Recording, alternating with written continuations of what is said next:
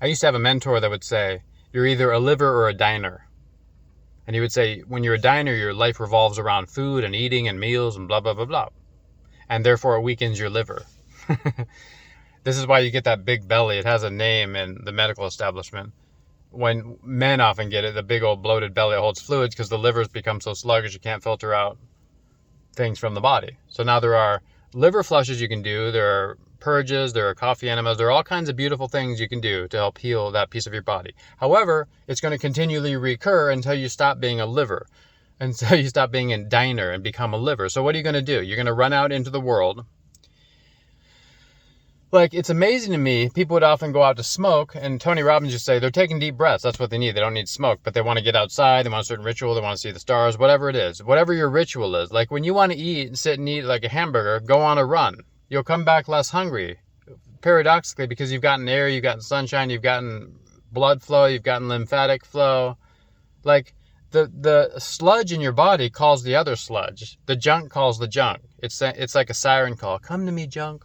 So what you do is you just have to learn to listen to the mind, and for one thing, discern hunger from other kinds of appetite, like addiction, like a dopamine hit, like a comfort. And once you can do that, you'll realize you're rarely hungry. And when you are hungry, you can be like, I'm hungry for this. Like I used to say when I became a fruitarian, which I'm not a solid fruitarian now. I was for years testing it, and it works beautifully as a healing modality and to heal and regenerate the nervous system and to cleanse the bowels and to cleanse the skin and all these beautiful things. I reached like different pinnacles of health and energy that I'd never known. I used to urinate every couple hours at night forever. And then after doing that, I was so hydrated, and yet I didn't urinate ever, like at night. I wish I could say I didn't urinate ever, but it was long stretches where I just go a few times a day. And at night, I would never wake up to do that. And that's a very powerful sign of how your health is working. If you're like a frequent urinator, you can tell your health is weak. So find other metrics too. And before that, I had tried drinking 2 liters of water a day based on this mentor that said you're either a liver or a diner. 2 liters of water in the morning, salted water, lemon water before, I believe it was 10. And then you could drink another one before noon if you wanted to. And I was just peeing and peeing and peeing all day. And he actually died of a liver condition when he was fairly young, though he was like a genius healer, Master Wong. We miss him. And what I realized was that it's something about water. Like fruit and different juices and things, like if you look at the Gerson therapy, it can reverse many diseases, including the one that shall not be named. And what you realize is that water is the most important function. So, living water. You need to reclaim and refill yourself and re-become living water. You'd been dead water, you'd been sort of radioactive water. You ever read Dune, how they pull the water out of someone? They pull the water out of someone when they die because it's this harsh desert environment, and it's like a barter system, and it's like Thunderdome, and they're like, let's take her water. You're not a human. The water is more valuable. We need to keep the tribe alive. And that's essentially how it is, except you don't have to murder people to get good water. In fact, it's the opposite. And also, if they drank our water, they would die. American water, the most poison there is, full of pharmaceuticals, like endocrine disruptors, hormones, all kinds of crap.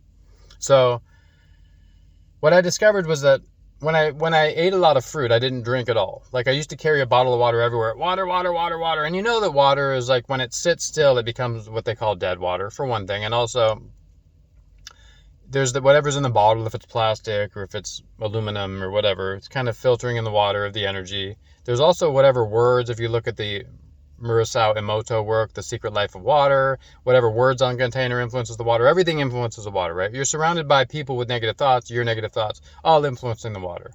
And likely influencing the water is in our bodies. So what is living water? I wonder. Because there's a lot of quotes too from Christ about living water. There's a lot of traditions where you imagine like your body flushing with living water. And what I realized when I was doing my fruit cleansing was that I was filling up with living water, because the water from the earth was transmuted by the tree and held in this container meant to be eaten, something like the Garden of Eden. This is why I call my fruitarian experiment book Edenbound, Healing Disease with Fruit and Other Plants, because there's there's just a natural divine process that works. Now, there are certain pollutants that find their way into certain fruits, especially if you're spraying them with chemicals and pesticides. And this is a question of going deeper into the inquiry and using organic fruits and seeing how it's purged and seeing what's left in the fruits. And what's that person's name? The person who lived in the Andes and thought he was John the Baptist before, Johnny Love Wisdom, he did a lot of experiments on this, and he thought you shouldn't eat grass because the Roy Hoops report said there was a lot of radiation. Radioactive fallout would always fall on the grass. Then the ruminants would eat it, and it would go into their bones and such. So there's a huge trend now for eating a lot of animals, and just watch out for that. Whatever falls upon the grass. If you look at the Roy Hoops report, does their body filter out what it eats in the grass? It does. It goes into some places in the body, perhaps the liver and the kidneys, and people eat those too, and the bone marrow, and people eat that too. And I've gotten beyond the judgment of saying that's right or wrong.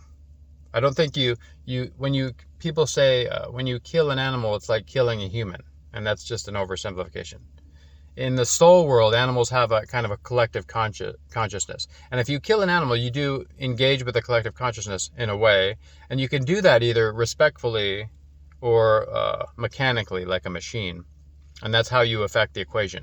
However, it's a very complex equation, and I think it diminishes the living water. Like, I've seen carnivores look sort of healthy, and they're not fully radiant.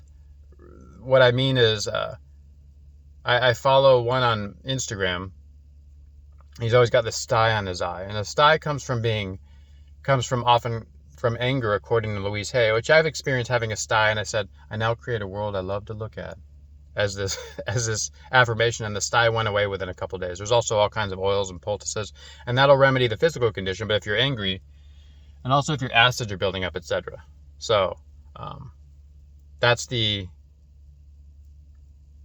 point is, later I discovered dry fasting. Dry fasting is a powerful protocol because you don't eat or drink, and I did a 7-day dry fast last year. I'm going to do it 11-day one soon, or longer than 7 days. I'll see how far I make it. That's how I approach it, because I'm not going to suffer too much. However, 7 days wasn't that hard, and I have some issues that I want to heal still. And so, what happens in a certain day 3, I think it is, of dry fasting, after the first acidotic crisis, your body starts to make endogenous water. So it makes this living water. It sort of synthesizes it in a mysterious way, which science I don't even think fully understands. But you become a vessel for the purest water possible. And this is fascinating because humans, we're said we're dirty, and if you look at the Matrix, humans are disgusting filth, or like a fungus, like what the agent says to Neo. And that's only because of how we live and how we destroy the world. So you are the purest being in the world, purest being possible, once you can let go of this stuffing toxins down your face, and also the environment infusing us with toxins, and becoming a vessel for the purest water. So isn't that beautiful? So I'll put some links below if you want to discover more about this, and just keep questioning everything. That's what I would say, because everything is almost the polar opposite of what we think. Like, someone posted a video, I think it was like a famous physicist, and he's like, you'll die in 3 days without water. And I commented on there, I did a 7-day dry fast, so I can believe your physics, but your biology is completely wrong. And of course he's just parroting science, and that's what people do. And everyone in the comments was like, you're lying, your body would rot away. And 3 days without water, or the body would start to decompose. And I was just like, okay.